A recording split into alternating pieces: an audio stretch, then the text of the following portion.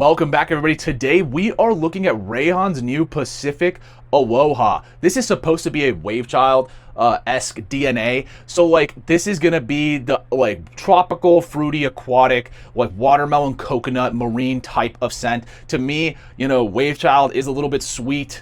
It's not really my type of DNA, but let's see if Pacific Aloha has done anything to change that. So on the first spray, what we're gonna get here is a good amount of that blood orange. Now, I do really enjoy the blood orange play on this. It smells good paired with that melon, getting a like squeeze of lemon on the top of that, makes it bright, it's juicy, a little bit of like ocean with the coconut sweetness waiting behind it. For me, the first spray is really fun. I think it's a good summer scent. Like performance-wise, it's blossoming. It's massive right now, okay? But it has tons of personality. This is not a hidden scent. It is very loud on the first spray. Now in the mid, you're gonna get candied watermelon. This is when this thing goes sweet. All right, there's no like ifs, ands, or buts about that. It is a sweet fragrance. Your coconut is gonna be taking over the heart. I would say it keeps it creamy while that watermelon keeps it playful. This is not a realistic scent by any means. To me, you know, Wave Child is also very synthetic. This is just up that lane, and I would say it's just a little bit more synthetic than that. So if you don't like that synthetic coconut, if you don't like that synthetic watermelon,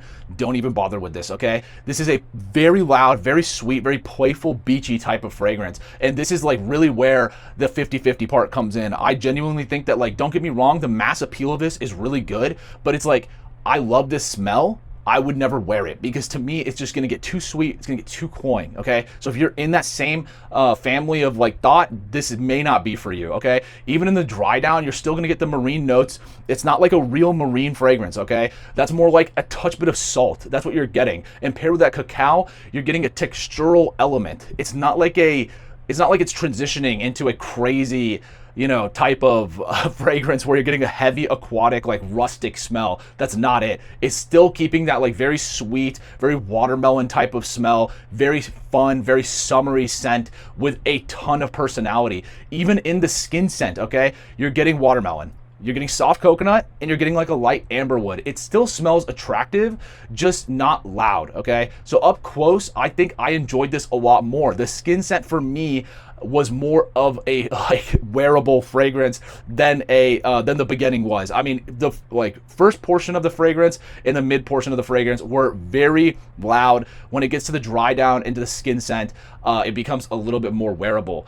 Now let's talk about the performance. So the performance here is a little bit lackluster. I mean, comment below if you guys have this scent. I know a lot of people already bought it just because they saw some other reviews on it. But to me, I'm getting like 4 to 6 hours of total longevity and like 1 hour of projection. So that mid and first spray is like, you know, maybe 30 minutes.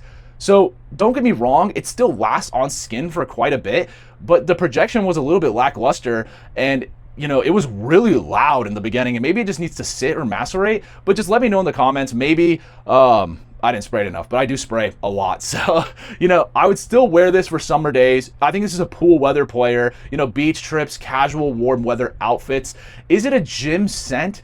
Maybe like 1 or 2 sprays, maybe 45 minutes before you're going to the gym. I think it becomes like a pretty fun scent, you know, towards that like 3-hour mark and like 2-hour mark because it calms down a little bit. And like I said, the mass appeal of this scent is gonna be like in the 80 percentile because it's a fun scent to smell. But like I said, if you get like headaches because of synthetic and sweet, this is not gonna be for you. This is for people who like want really like loud watermelon tropic sweets, okay? That is the type of person that's gonna want this. Now, if you are a person who like really goes after the performance, this is also not gonna be for you. At least in my opinion, based on my wears, it just didn't do it for me. I mean, it like projects a little bit in the beginning, like I said, and it projects loudly, but you know, value-wise, that does bring it down quite a lot because you know, we're looking for a total fragrance, not just the first hour. So overall, I think this is for someone who just wants like a happy, like go lucky tropical aquatic that smells fruity, that's got good coconut, good ocean air vibes. You know, I would skip this if you want like a beast mode performance or hate like sweet watermelon coconut synthetics. It's just not going to be for you. But still, it's fun. I think it's playful. It's a scent with a good amount of personality to it. And if you're that kind of guy, you're going to actually like this a lot. But when it comes to Wave Child and being compared to this, This is just a lot less synthetic. I think you're gonna get a good performance out of this one, but this just was a letdown when it came to that. I was kind of shocked. Rayhaan normally doesn't have that problem, but they did with this. And that's what I got, guys. I hope you enjoyed. This was a fun scent to wear. Just didn't last too long. I'll see you guys tomorrow with the fragrance. Peace.